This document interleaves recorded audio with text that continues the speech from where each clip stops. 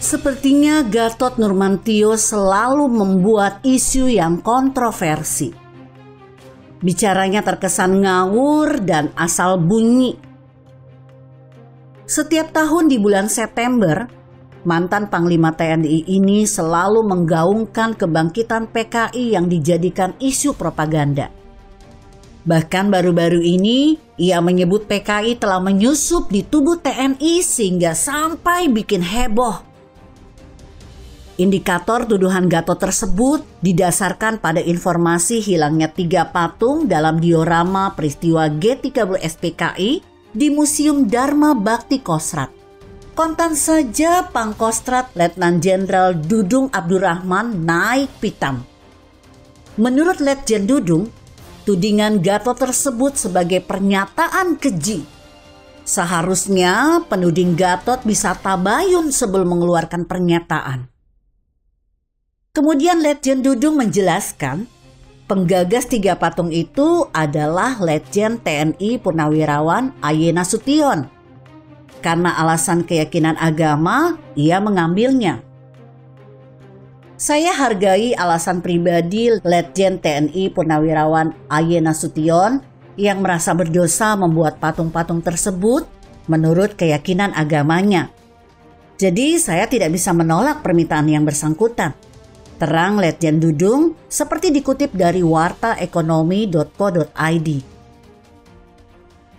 Gatot ini bisa dibilang suka berhalusinasi hanya untuk mendapatkan panggung demi pencitraan di mata publik. Seharusnya Gatot mengingatkan TNI agar jangan sampai disusupi oleh penganut paham Islam radikal. Ini justru yang ditakutkan sekarang dan sangat berbahaya. Yah, namanya Gatot, mau apa lagi? Ia selalu berkecimpung dengan para pembenci Jokowi yang selalu membuat kegaduhan politik. Jualan mereka kalau bukan isu agama, ya dengan menunggangi isu kebangkitan komunisme. Dan ini yang paling laku dibeli oleh orang-orang bodoh. Bahkan sekitar 3 tahun silam dalam acara dialog di Kompas TV bertajuk Siapa Mau Nobar Film G30S PKI yang dipandu oleh Rossi Silalahi, Gatot menuding pihak-pihak yang menghentikan pemutaran film pengkhianatan G30S PKI dan penghapusan mata pelajaran G30S PKI di bangku sekolah, termasuk pencabutan TAP MPRS, adalah bagian dari PKI. Pernyataan Gatot yang terlihat serius itu langsung disambar oleh Usman Hamid. Direktur Amnesty International Indonesia ini segera mencuci otak Gatot yang dinilainya picik dalam sejarah PKI. Logika Gatot dinilai Usman terlalu lompat-lompat dan menyederhanakan masalah. Kemudian Usman menjelaskan dan membagi dalam 2 hal. Pertama tentang film G30S PKI yang disebut pengkhianatan. Kedua dari paham komunisme atau Marxisme. Sederhananya menurut Usman, semua ucapan Gatot fatal dan benar-benar salah besar. Mengingat orang yang menginstruksikan penghapusan pemutaran film PKI adalah Menteri Penerangan, Letnan Jenderal Purnawirawan Yunus Yosvia di era pemerintahan Presiden B.J. Habibie. Menteri Penerangan kala itu mengumumkan bahwa film G30S PKI dihapuskan dari kewajiban untuk diputar setiap tahun. Dengan demikian, segala perkataan terkait pihak yang meminta penghentian pemutaran film G30S PKI jelas sangat salah.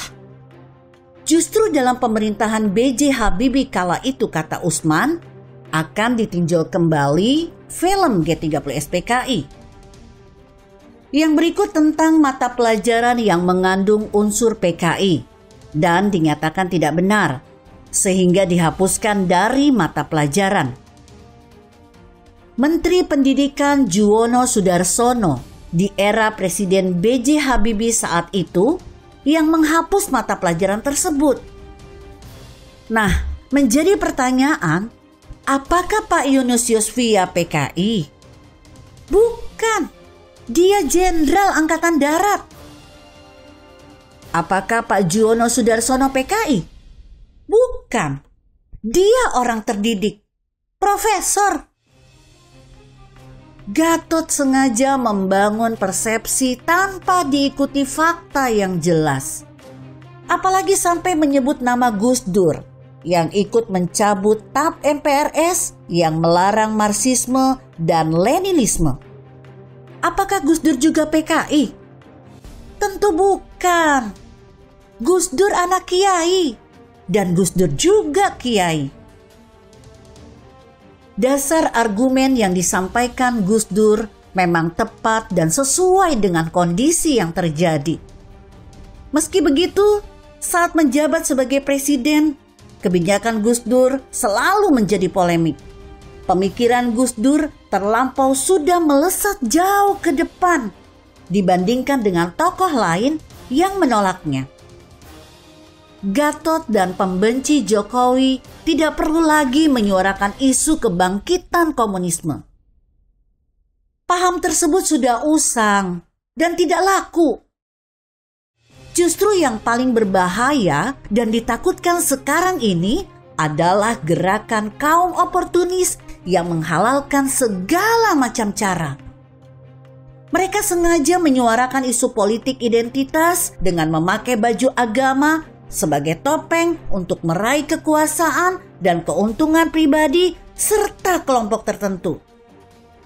Seharusnya kelompok intoleran yang bergaris keras tersebut sesungguhnya sama bahayanya dengan PKI. Hanya mungkin alasan ingin eksis di dunia politik, Gatot selalu menggali isu PKI untuk dijual ke publik. Gatot sepertinya kehilangan akal sehat dan tidak kreatif, sehingga terkesan sering membual dan omong kosong. Pak Gatot, isu PKI sudah basi, Pak. Rakyat tidak bodoh lagi. Lebih baik Pak Gatot berkumpul saja dengan keluarga bersama cucu-cucu yang butuh nasihat dari Bapak. Itu lebih baik daripada menyusun tumpukan dosa. Maaf Pak, bagaimana menurut Anda? Jika Anda berpendapat lain, berikan komentar Anda di kolom komentar. Saya Emma, Karisma 90.